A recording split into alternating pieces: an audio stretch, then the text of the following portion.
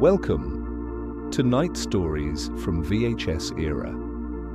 You've arrived at a place where the glow of old television screens, the hum of rewinding tapes, and the softness of forgotten childhood dreams come alive once more. Each night will take a quiet journey back in time to sleepy suburbs, moonlit driveways, warm summer breezes, and the kind of memories that feel just a little too magical to be real.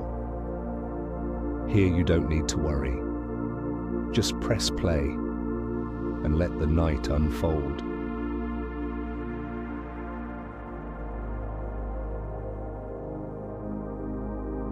Before we begin tonight's story, let's take a moment to slow down. Close your eyes.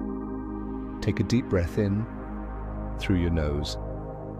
Hold it gently. And now, exhale slowly through your mouth. Let the day melt away with that breath. Again, breathe in deeply.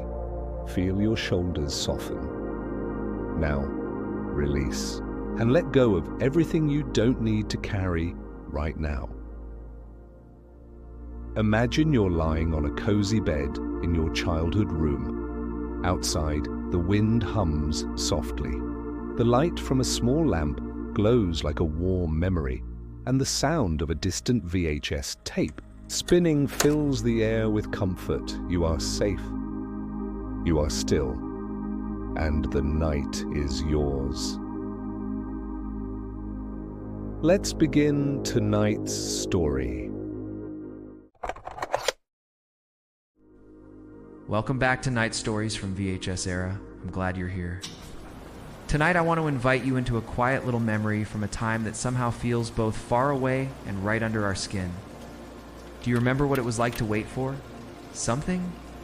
Really, wait? Days? Weeks? Maybe longer? Do you remember the weight of anticipation? How even the smallest thing could become the most magical treasure simply because you had to dream about it first?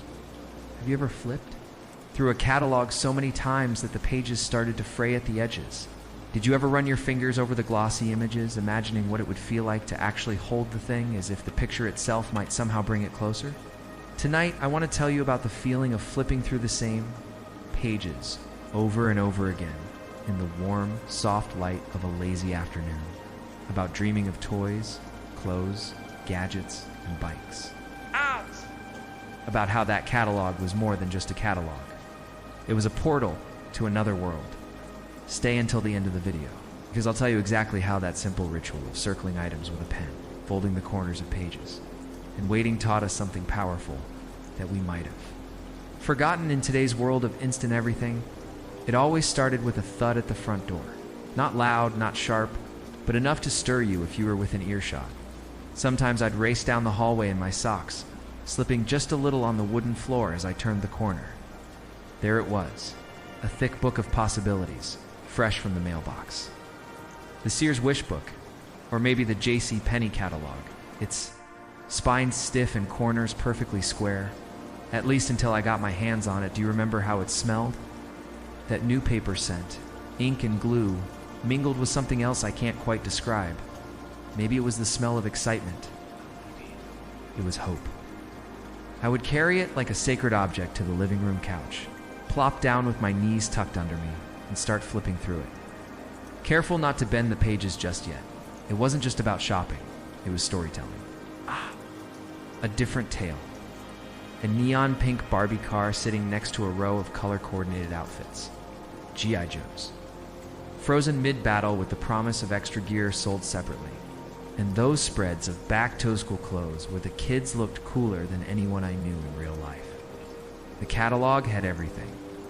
Arcade machines you could never afford, Power Wheels, Jeeps, sleeping bags with your favorite cartoons printed on them. There was even an entire section for electronics, with gray and black VCRs, yellow Walkmans, and those chunky camcorders that looked like something out of a science fiction movie. But it wasn't just me. Everyone in the house had their way of flipping through the catalog. My sister would lie belly down on the carpet, a pencil in hand, circling anything that glittered, squeaked, or came in pink. My mom would flip past all the toys and head straight, For the linens and kitchenware, her eyes pausing now and then at a blender or a comforter set. My dad, well, he was all about the garage section. If there was a wrench set or a heavy-duty flashlight, he'd dog-eared the page like it was a secret message.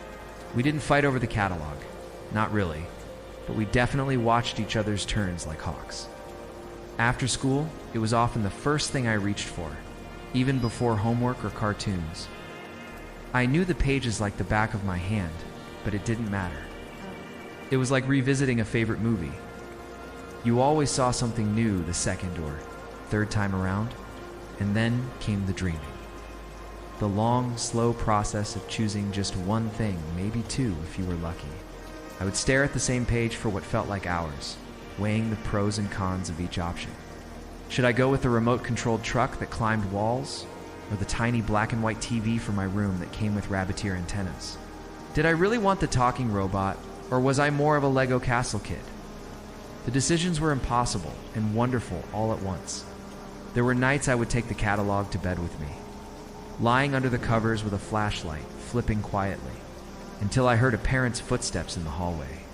That catalog made me feel connected to a world bigger than mine, a world where everything was possible, even if it was just pictures for now. And yes, we circled things. Big, hopeful loops around the objects we loved the most.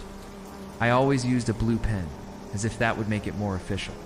Sometimes I'd add a little star beside the item, or underline the price like I was giving Santa a very specific budget. But here's the funny thing. I never expected to get everything I circled. Not even close. That wasn't the point.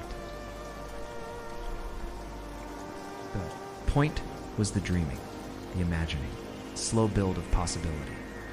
And maybe, just maybe, one morning in December, one of those dreams would come true. You might be wondering, did we actually order things from those catalogs? The answer is yes, but not often. It took weeks. First, you had to fill out the form at the back, tiny boxes where you'd write the product code, the quantity, even the shipping preference. Then my mom would write a check, a real paper check. She'd seal it in an envelope with the form, and I'd walk it with her to the mailbox, like we were sending something off into the unknown. Then came the waiting. Not just a few days, but long stretches of time where you had nothing but hope. Did you ever wonder if the package would get lost, or if the order even went through? We didn't have tracking numbers or confirmation emails.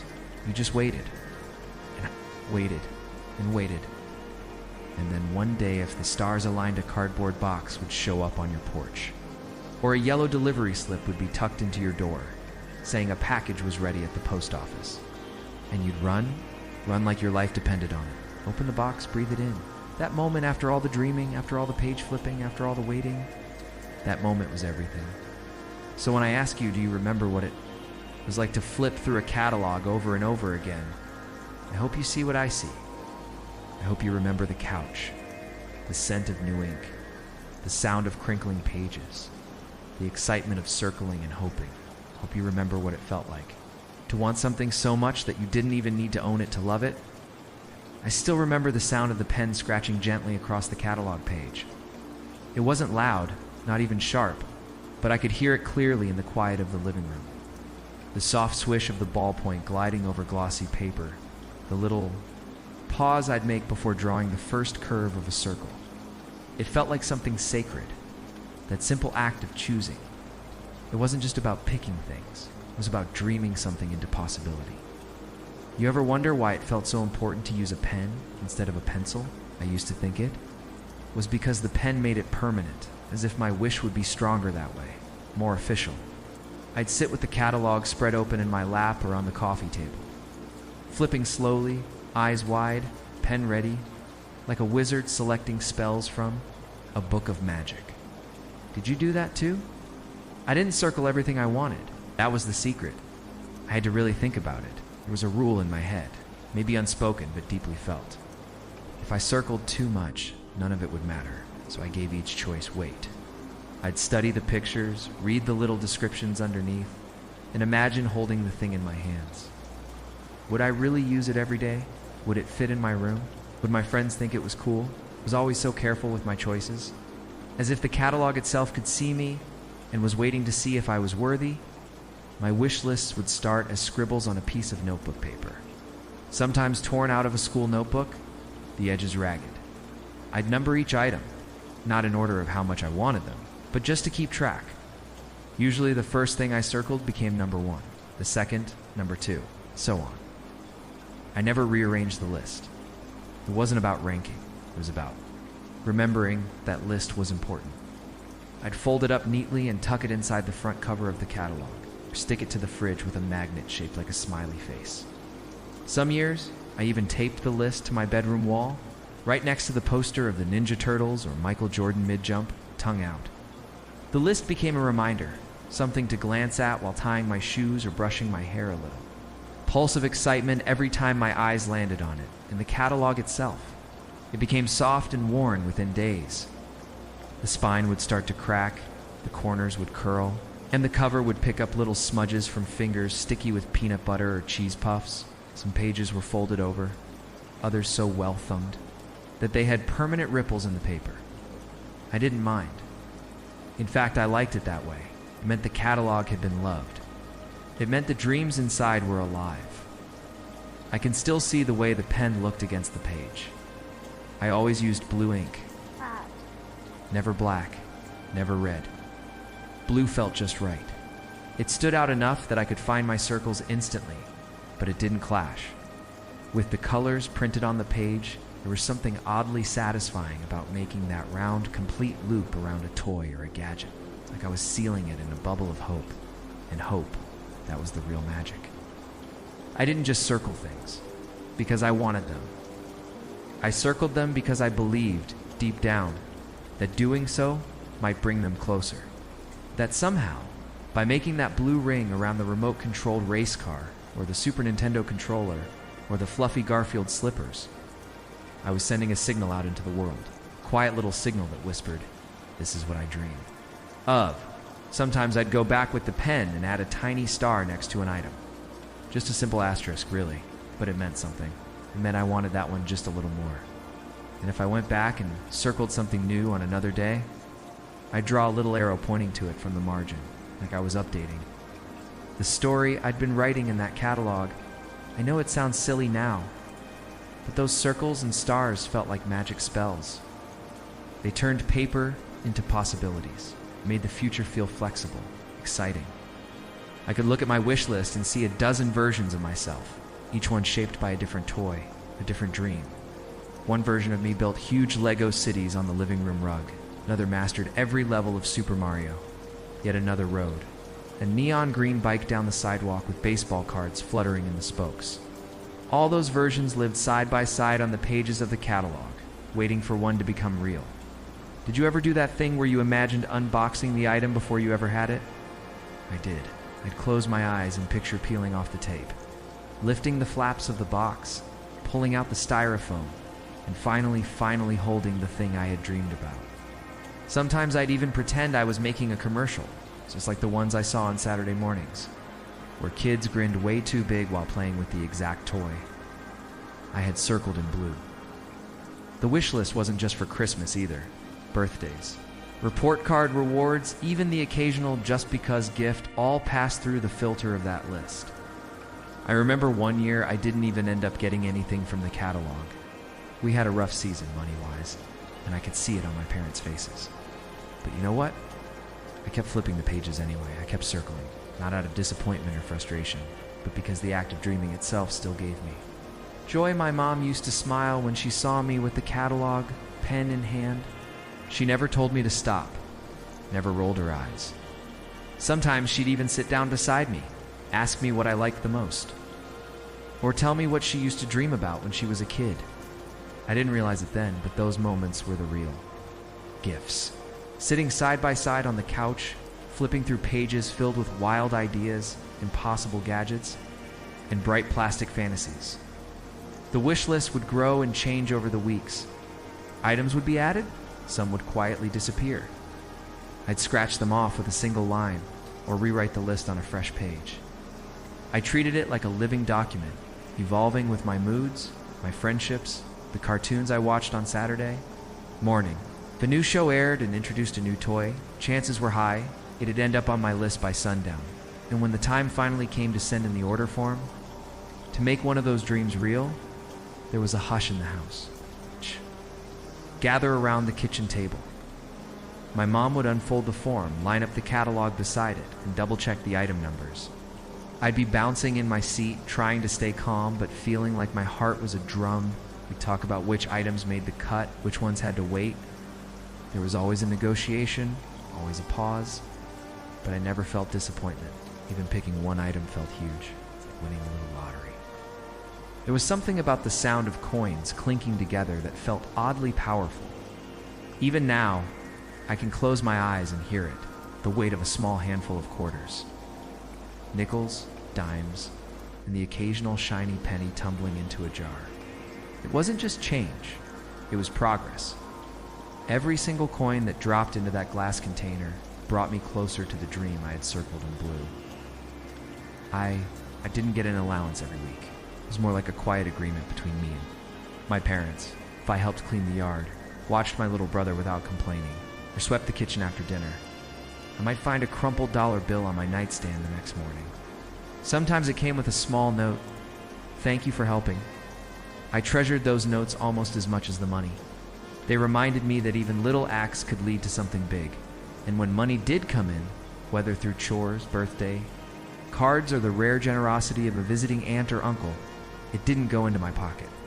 It went into the jar. I capitalized it in my mind, like it was a sacred object, because in many ways, it was. The jar was originally an empty pickle jar, cleaned out and rid of its strong smell after a few days of airing. I had taped a little, paper label on the front in my best handwriting for the toy.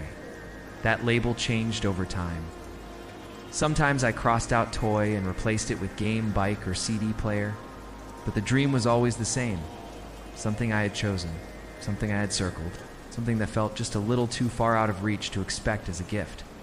So I saved it. Started slow, like most good things do.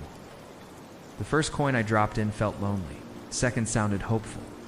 By the time there were 10 or 15 rolling around at the bottom of the jar, I could hear the difference in sound when I shook it. A fuller, richer clink made me smile every time. I developed a ritual. Every few days, I'd dump the coins out onto my bed and count them, not because I didn't trust myself or the jar, but because I liked seeing the progress. I liked the way the quarters stacked neatly and the dimes filled the gaps.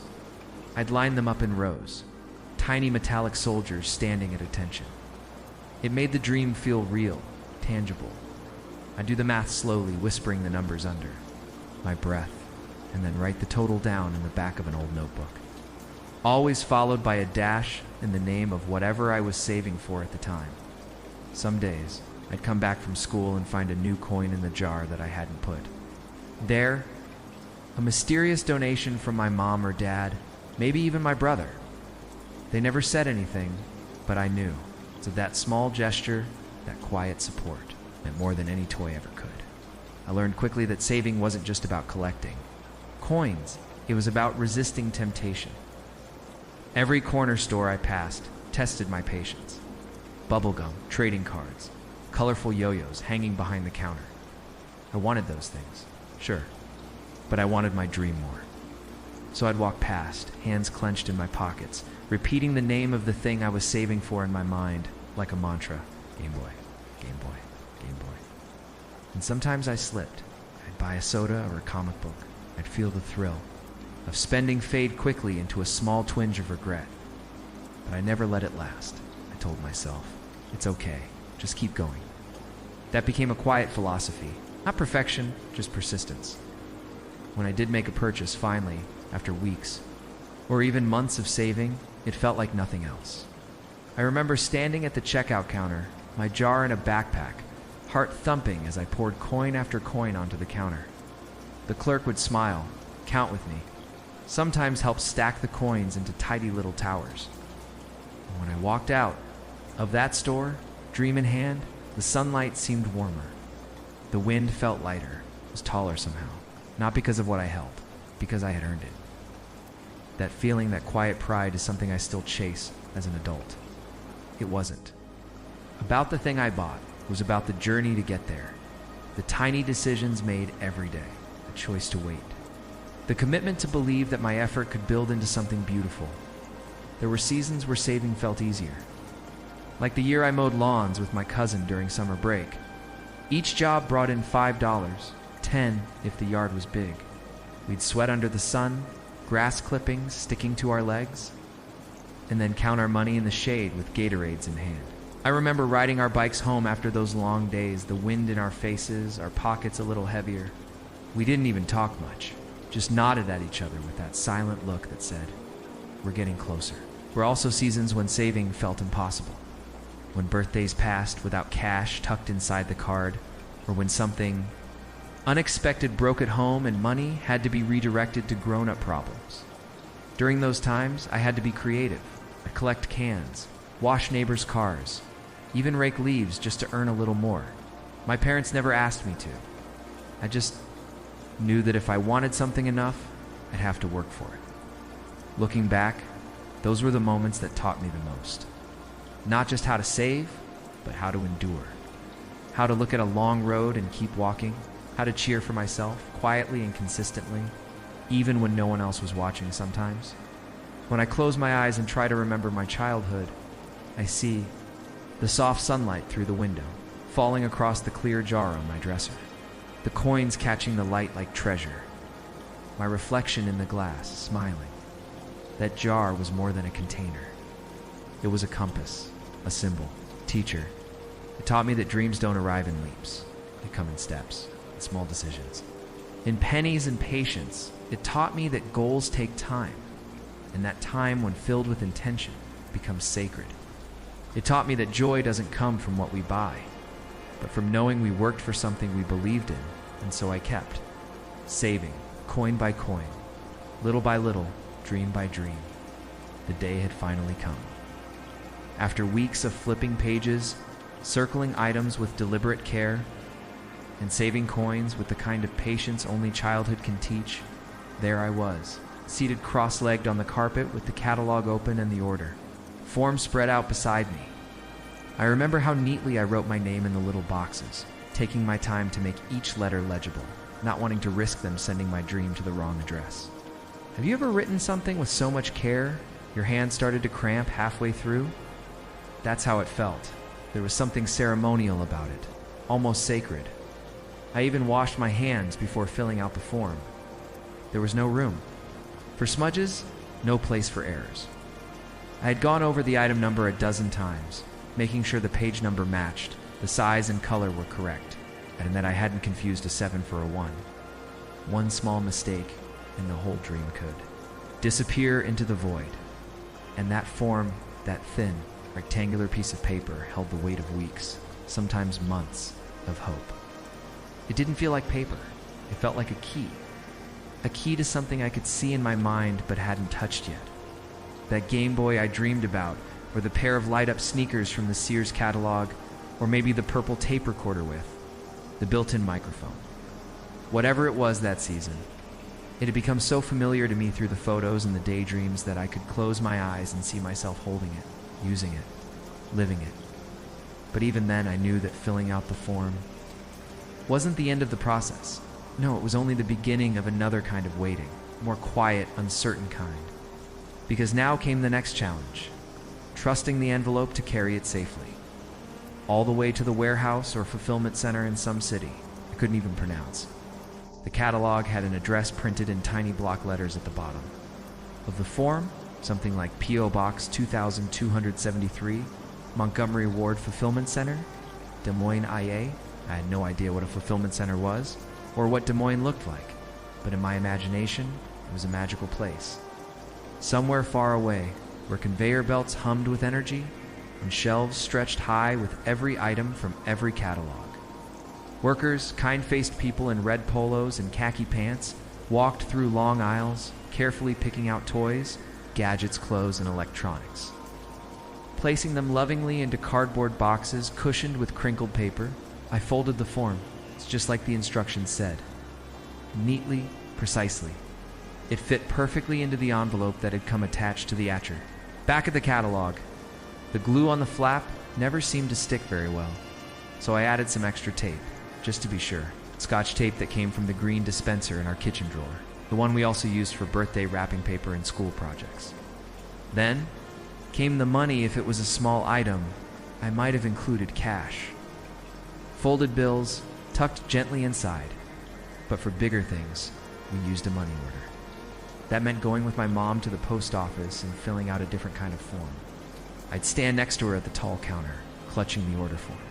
In one hand, while she carefully filled in the blanks of the money order with her steady handwriting, the pen at the post office was always attached to the counter with a plastic chain. And I remember thinking that it looked like a leash for a pen that didn't want to run away.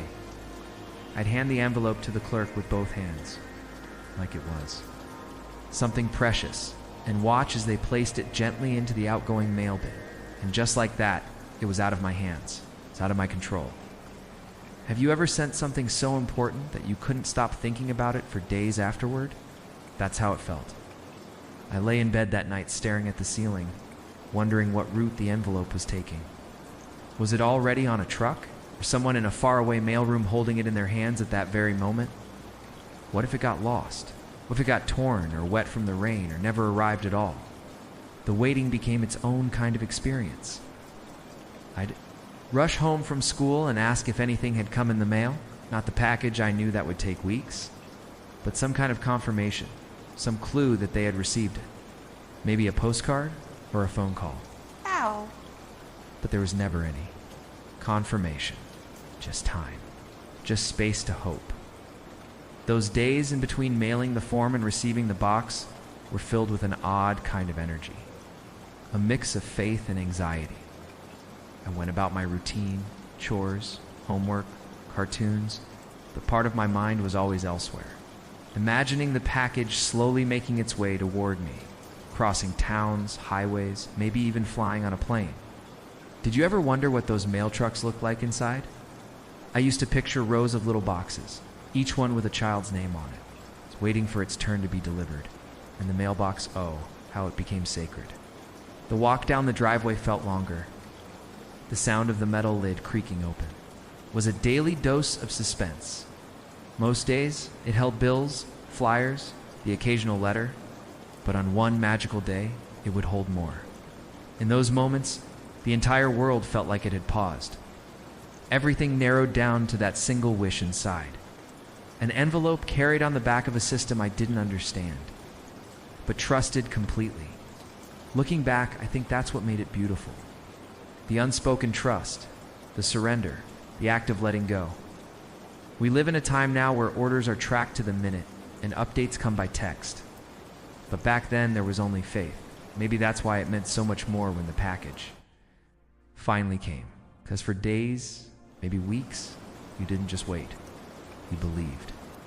It didn't take long for the days to start stretching. Time felt slower, as if each hour was pulling at its edges like warm taffy, just barely moving forward. You know that feeling, don't you? When you're waiting for something with all your heart and every moment feels heavier than the last. That was the kind of waiting that came after mailing the order form. The kind that lingered quietly through the hours. It's always there in the background, no matter what you were doing. I tried to distract myself. I played outside, rode my bike down the sidewalk with one eye on the mailbox. I watched Nickelodeon in. The afternoon's reruns of Doug and Clarissa Explains It All while glancing at the clock, calculating how many more days might be left. I did my homework half-heartedly, the numbers on the page blurring together as I imagined the path of the package, wondering how far it had gotten. Had it left the warehouse? Was it in a delivery truck? Would it come tomorrow or the next day? The catalog had promised 2 to 4 weeks. 2 to 4 weeks. Have you ever tried to measure that kind of time as a kid? It feels like an eternity. You tell yourself you'll forget about it, that you'll go on with your life and let it surprise you when it arrives. But you never really forget, not even for a second. Each day when school ended, I rushed home with the same silent hope tucked. Inside my chest, my backpack still bouncing on my shoulders, I'd drop it by the front door and make my way outside again. Walking toward the mailbox at the edge of the driveway, it had become a ritual, a daily pilgrimage. The cool metal lid, the squeak of its hinges, The hollow echo as it opened, all of it, became part of the rhythm of those long afternoons. Did you ever check the mailbox even when you knew deep down that nothing could have arrived yet? I did, every single day, sometimes more than once. Even on Sundays, knowing full well there was no mail, I'd still lift that lid just in case some miracle had occurred and a package had appeared early, defying the system, breaking all the rules. It never did, of course, but I still checked. My mom would smile and shake her head when she saw me, her voice gentle. "Not yet, honey. You've still got a little more waiting to do." But I didn't mind her saying that. In fact, I think part of me loved the routine of it. The anticipation, the wondering, the small thrill of what if today is the day was enough to carry me through the disappointment when the box was empty. And it wasn't just me. Back then, we all waited. We waited for cereal box prizes to arrive. By mail, we waited for birthday cards from out-of-town relatives. We waited for pen pal letters, cassette tape mixtapes from cousins, or that magazine subscription with our name printed right on the label. Waiting was part of the story. It shaped the way we felt about the things we received, made them matter more. I started counting the days since we mailed the envelope. Not on a digital app or a countdown timer, but in the pages of my notebook. I'd draw little boxes, one for each day, and mark them off one by one. At first, the marks were small and neat. But as time passed, they got darker, heavier, as if I was trying to make the days move faster by pressing down harder. There was. This one day, I remember it clearly when I came home from school and saw the red flag on the mailbox lowered. My heart did that familiar jump, that little hiccup of hope. I ran the last few steps, already imagining the shape of the package in my hands. But when I opened the lid, it was just a flyer for lawn care and a bill with my dad's name on it. Nothing else. I stood there for a moment, staring inside as if the package might still materialize if I waited long enough. As if it were hiding behind the junk mail, just waiting for me to believe a little harder. But nothing happened. I closed the lid slowly and walked back up the driveway, dragging my fingers along the brick wall of our house, listening to the wind in the trees. It was the kind of silence that felt full of longing, full of daydreams, full of all the things that hadn't yet arrived. That night, lying in bed, I stared at the ceiling again, counting backward this time, trying to guess how many. More days were left? 3, 5, 10? I imagined the package moving through the world like a secret message. Through mail centers and trucks and hands I'd never see. Was it sitting on a conveyor belt? Had someone scanned it, packed it, sealed it with brown tape, and a printed label with my name on it? Did someone somewhere know how much it meant? It was strange, this kind of invisible connection between me and someone hundreds of miles away, who didn't know me at all, but was now part of my story. They didn't see my bedroom floor covered in circled catalogs. They didn't hear the click of my pen or the jingle of coins dropped into a glass jar. But they were part of it just the same, silent co-author of the dream. And so I waited. I checked the mailbox every afternoon like it was a treasure chest. I whispered small wishes as I walked down the driveway. I imagined how it would feel, finally holding the box in my hands. The weight of it, the shape, the sound, the cardboard, would make when I pulled at the tape. The truth is, the waiting was hard. But it was also beautiful, because during those slow, stretched-out days, something else was happening. Something quiet and powerful. My imagination was alive. My heart was learning patience. My mind was painting pictures of a joy still to come. And in a world that so often gives us everything instantly now, I think there was something sacred in that old kind of waiting, so I kept counting. I kept checking. Every afternoon became a small act of hope, and when the day finally came, when the box finally arrived, it would be more than just a package. It would be the end of one story and the beginning of another. But that part is still to come. There's something magical about the moments just before sleep. When the world softens and the boundaries of reality begin to blur, that's when the dreams began. Not just the dreams that arrived in sleep, but the quiet daydreams too, the ones that floated into my thoughts as I brushed my teeth or stared out the window on a rainy afternoon. They started as flashes, little glimpses of what it might be like when the package finally arrived. But as the days passed, those flashes grew into whole stories. I didn't just imagine the package. I imagined the moment, the exact second I would see it. The sound of the delivery truck turning the corner, the way the tires would crunch over the gravel. The slow walk down the driveway, pretending not to be too excited, even though my heart would be racing. I pictured the box sitting neatly in. The mailbox, resting on the porch, the label crisp and official. My name printed clearly on the front. In those dreams, I could already feel it in my hands. The weight of it, the smoothness of the cardboard, the way the tape would pull slightly at the edges, just waiting for me to peel it away. I imagined carrying it into the house like a treasure, carefully placing it on the dining table, calling out to my parents to come see.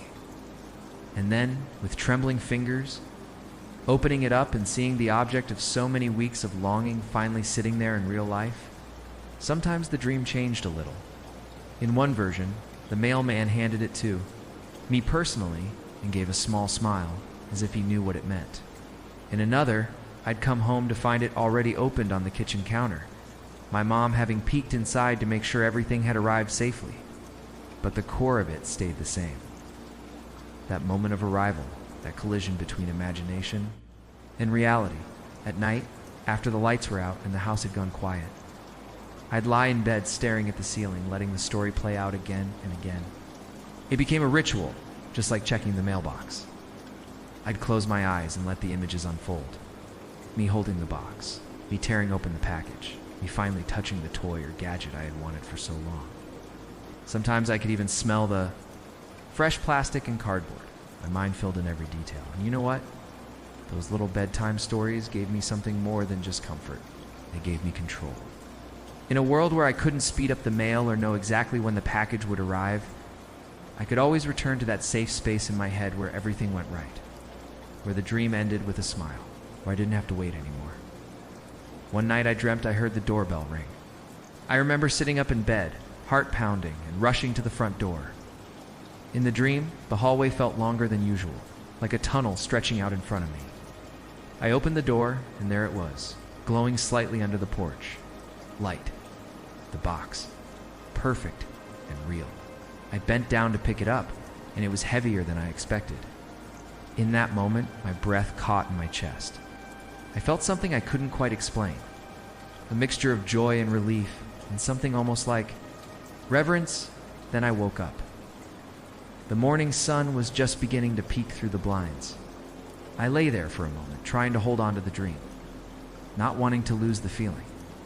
But reality was already creeping in. I looked over at the calendar on my wall and counted the days again. It had been just over 3 weeks since we sent. The form. That meant it could be any day now. The dream was getting closer to becoming real. During the day, my thoughts would drift off in the middle of class. While the teacher talked about fractions or the water cycle, I'd be sketching little boxes in the margins of my notebook, imagining what it would be like to finally open the one that mattered most. Even during recess, while the other kids played, tag or kicked a ball across the field, I'd sometimes find myself sitting alone, picking at the grass, my mind lost in another version of the story. It wasn't just about the item itself anymore. It was about the journey, the effort it had taken. To get there, the coins saved, the lists made, the envelope sent, and now the waiting, the dreaming.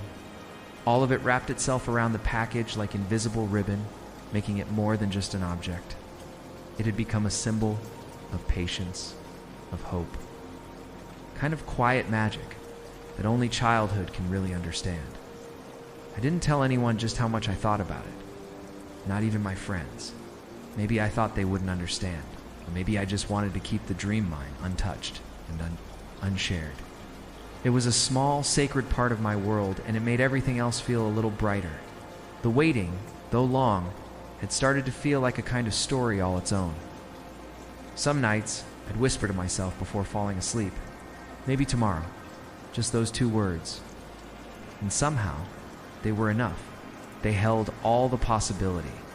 In the world, it's like a secret code that told my heart to keep believing. And sometimes, in my dreams, the package didn't even hold the thing I had ordered. Sometimes it held something else entirely, something unexpected. A letter from someone, far away, a small toy I hadn't seen in years. A book filled with stories I hadn't written yet.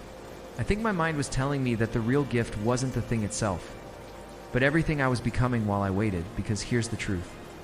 In the space between the wish and its fulfillment, something beautiful happens.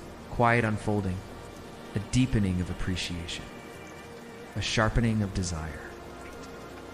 And even if the item never came, even if the mail lost it somehow, the dream had already given me more than I realized. But still, every day I looked out the window. I listened for the sound of tires on gravel. I watched the hands of the clock inch forward.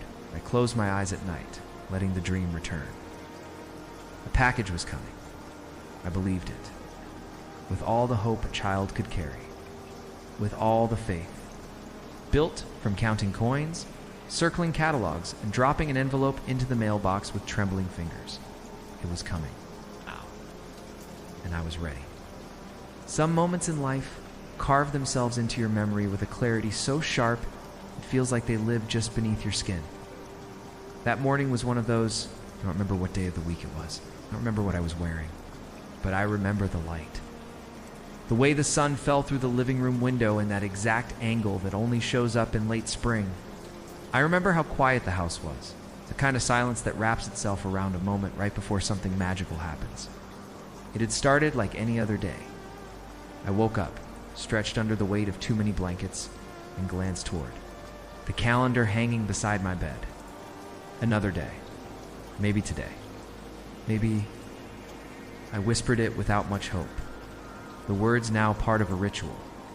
I got dressed slowly, dragging my feet through the morning like someone walking through water. Then, as I passed the hallway window, something made me stop. A flicker of something not quite right, something out of place. And there it was, sitting. Neatly at the base of the front door, half in sunlight, half in shadow, was the box. I froze. For a long second, I couldn't move. I couldn't even breathe. My brain was still catching up, trying to decide if what I was seeing was real or just. Another version of the dream I had played so many times in my head. But this was different. There was no soft music, no slow fade, no waking up to disappointment. This was real. The box was there. It had come. My heart began to pound, each beat echoing through my chest like a drum. I moved toward the door, my steps cautious at first, as if I didn't want to scare it away. It felt too sacred to rush. I opened the door and stood there for a moment, just looking down at it. The package was smaller than I imagined, a little crumpled at the corners from its journey, but it was beautiful. It was everything. The name on the label was mine, written in neat letters, and that simple detail felt like a crown placed on my head. The air around me buzzed with energy. It was like the air right before a thunderstorm, charged and alive. I bent down slowly, my fingers reaching out to touch the box like it was a living thing. It was cool to the touch, smooth and solid, and heavy, heavier than I expected. I lifted it carefully, holding it close to my chest, as if I were afraid it might slip away if I wasn't careful. Walking back into the house, I didn't speak. I didn't call out to anyone. I just moved quietly to the kitchen table, where the morning sun was now pouring in like melted gold. I set the box down and stared at it again. There was a silence in me, a sacred stillness. I had waited for this. I had dreamed about this, and now it was here. It felt like Christmas, but better, because this wasn't a surprise someone else had. Planned. This was something I had built myself, step by step, coin by coin, thought by thought. It wasn't just about the thing inside. It was about everything that had led to this moment. All the quiet discipline, the invisible hope, the whispered prayers. All of it had brought this box to my doorstep. And now, it was mine to open. The scissors from the drawer, and began to cut the tape slowly. Not because I was afraid of damaging what was inside, but because I wanted to honor the moment, wanted to remember every detail. The sound of the tape releasing, the way the cardboard bent, the smell that rushed out something between dust and plastic, and yet somehow sweeter than either. Inside, wrapped in a layer of thin paper, was the item I had wanted for so long.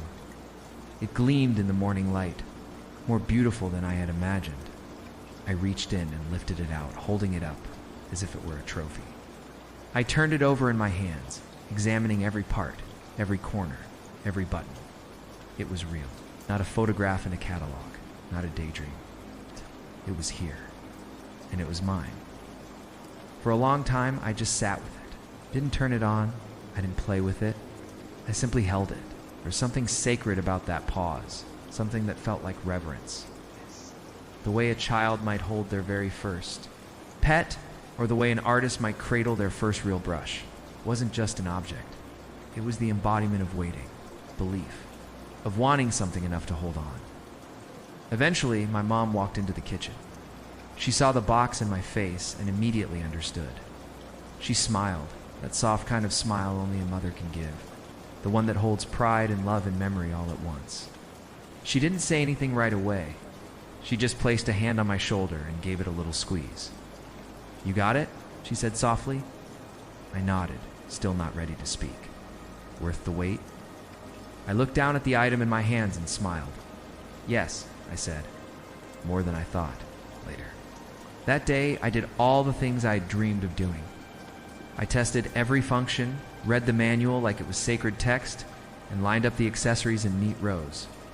I showed it to my friends who oot, and asked how long it had taken. I told them the truth, but I left out the dreams. I left out the prayers. Some things are better kept like secrets, folded gently into the heart. That night, as I lay in bed, the item sat on my desk, catching the moonlight just so. I stared at it until my eyes grew heavy, and I let myself drift. There were no more dreams of boxes, no more imaginary arrivals. The dream had come true. But strangely, I didn't feel empty. I felt full, as if the waiting itself had been a gift. I hadn't understood until it was over. The next morning, I opened the catalog again, not to order something new, just to look. Just to remember what it felt like to hope, because now I knew something I hadn't before. The magic wasn't only in the having, it was in the wanting, in the saving, in the waiting, the silent belief that something good was on its way, and that belief, it never really leaves you. I didn't open it all at once. Even with the box in front of me, the scissors already in my hand, I hesitated. There was something sacred about that seal, the flap of cardboard still perfectly folded, the final layer between me and the thing. I had worked so long to reach. This wasn't just a delivery, it was the end of a story and the beginning of another. I took a deep breath, holding the scissors like a key, and slowly cut through the tape with hands that trembled with reverence. The sound was gentle, soft crackle, like the page of a book turning itself. The box opened easily, its top flaps, folding back like doors into another world. There it was, nestled in paper that looked like clouds, carefully wrapped and padded as if someone on the other side had understood that this package held more than just plastic and wires. It held dreams. I reached in with both hands, not rushing, not tearing, but unfolding the paper, layer by layer. Each movement felt deliberate, as if I were unwrapping a piece of time. I paused once to run my fingers along the side of the object. Still mostly hidden.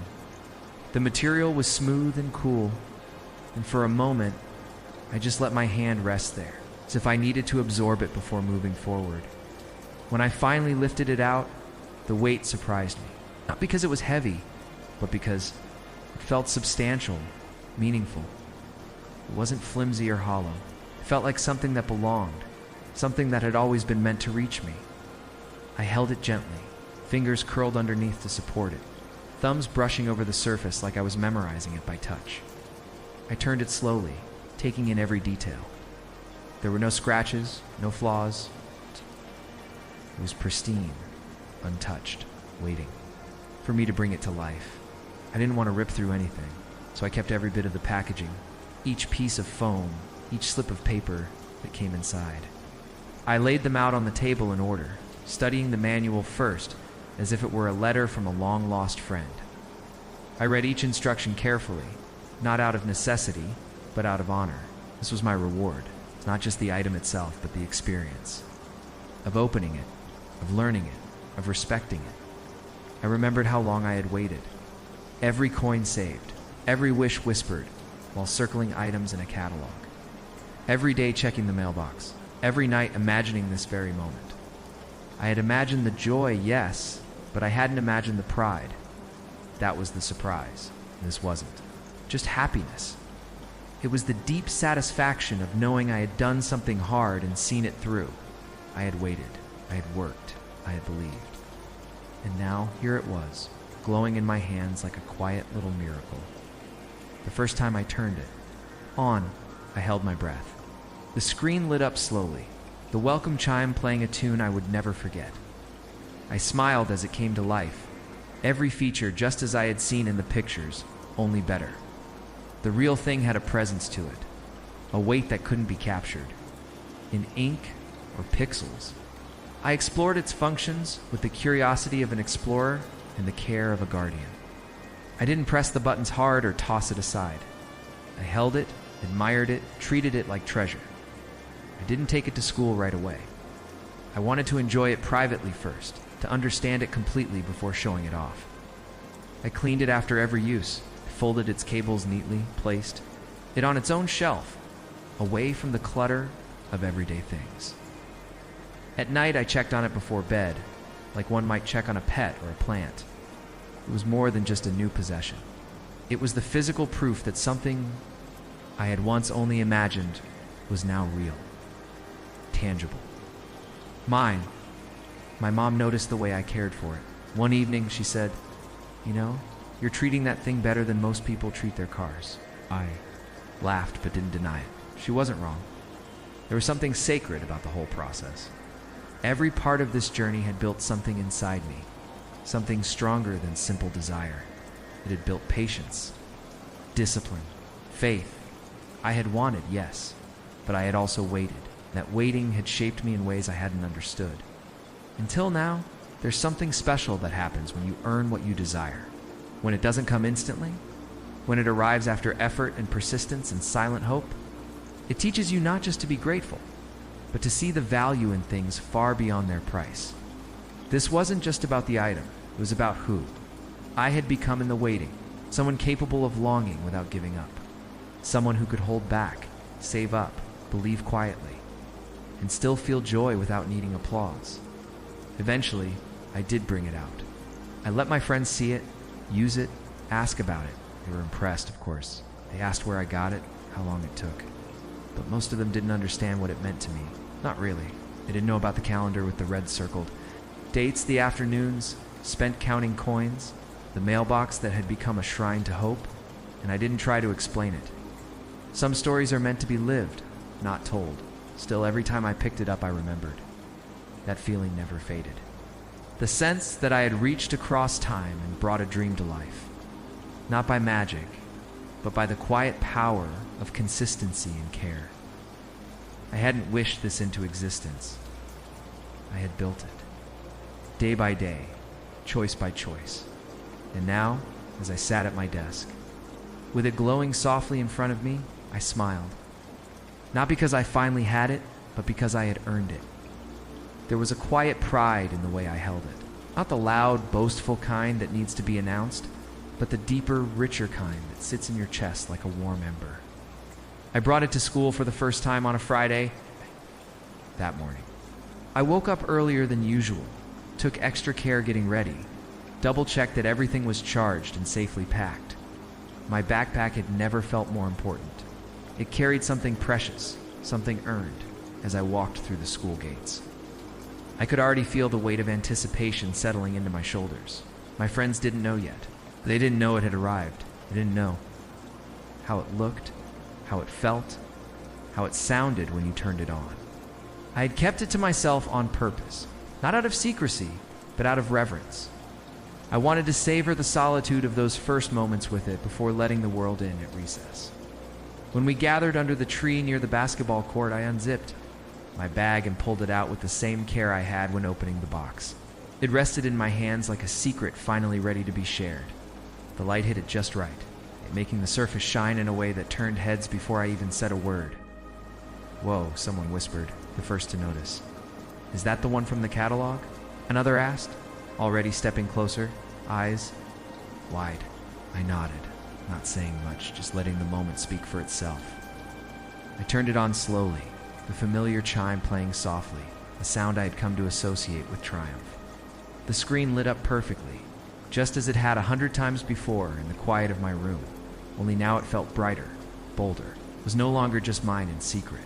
It was mine in the eyes of others, and the validation wasn't necessary. But it was nice. They gathered around me, curious, excited. Fingers pointed, questions flew. "Can I try it? How long did it take to come? Did your parents get it for you?" I answered what I felt like answering, but mostly I watched their reactions. There was something gratifying about it. Seeing them impressed, not just with the device, but with the story behind it. Even if they didn't know every detail, they understood one thing very clearly: I had waited for this. And that made it different.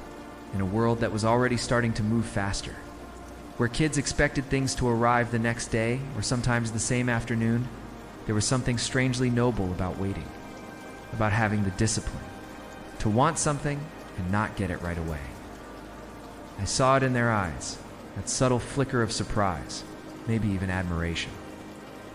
I had earned something they hadn't realized could be earned in that way. Through time, through patience.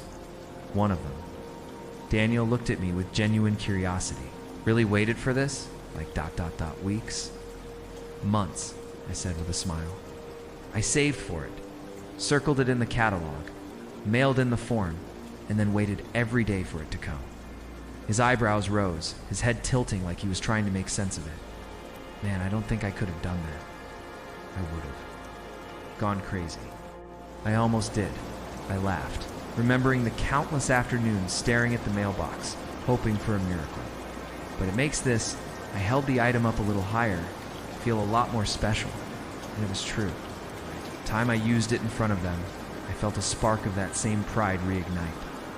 Not because they were watching, but because I remembered what it had taken to reach this moment. That journey, invisible to them, was carved into every button press, every screen flicker, every time I held it up and saw my own reflection in its surface. It wasn't just about owning it. It was about becoming the kind of person who could wait for it. There were moments when they handed it back to me with gentle hands, most respectfully, as if they could feel that it wasn't just another gadget.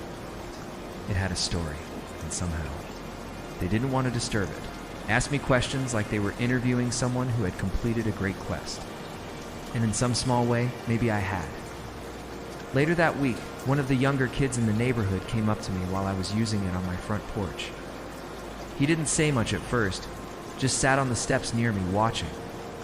After a few minutes, he said softly, "I wish I had one." I looked at him, remembering that exact feeling.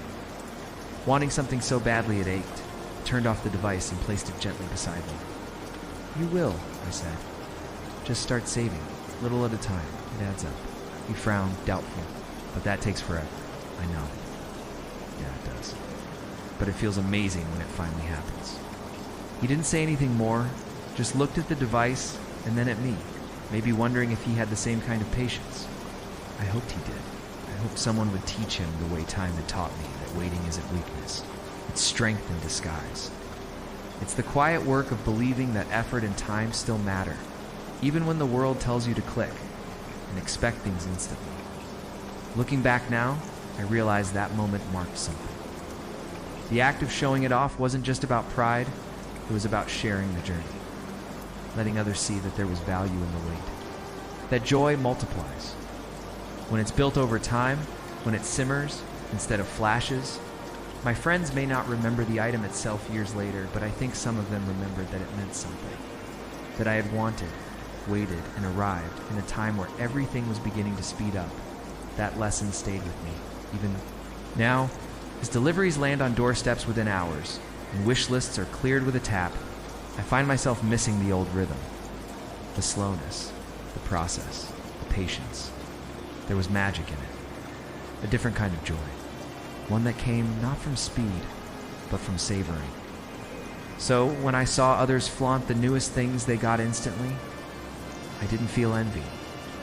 I felt something else. something steadier, because I knew what it meant to wait, to work, to wonder, and then to finally, joyfully share. The old catalogs rested quietly on a shelf in my childhood room, a small archive of faded paper and memories that somehow seemed heavier with meaning than any modern screen could ever hold. Each one was like a tiny time capsule, fragile yet unyielding, its yellowed pages whispering stories of an era when life seemed to move at a gentler pace, when waiting was not just expected but part of the magic. I often found myself pulling one down, running my fingers over the crease where the spine had softened, inhaling the faint, musty scent of aged paper, mixed with a hint of forgotten dreams.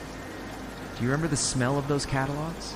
The soft rustle as you turned each page, the sound itself somehow grounding, like a slow heartbeat you could hold in your hands.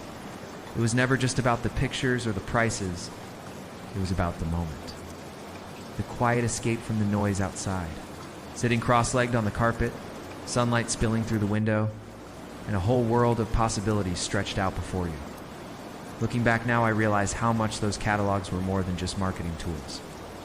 They were invitations. Invitations to dream, to imagine, and to believe that something wonderful could be just around the corner, arriving in a plain brown box delivered by the mailman. The careful illustrations of toys, clothes, gadgets, each item framed in its own little world promising delight and discovery. Sometimes I think they captured something we've lost, slower rhythm that allowed space for wonder and patience. I would flip through the pages again and again, sometimes just to see the familiar pictures, sometimes to find something new I had missed before. The magic was in the anticipation. In those little moments when I thought about what it would feel like to hold that toy, to try on that jacket, to have that gadget buzzing softly in my hands. Each page was a whisper from the past, reminding me of simpler days when a wish wasn't fulfilled instantly, but carefully cultivated, piece by piece. And those yellowed pages, worn from years of handling, became more than just paper. They became a collection of memories.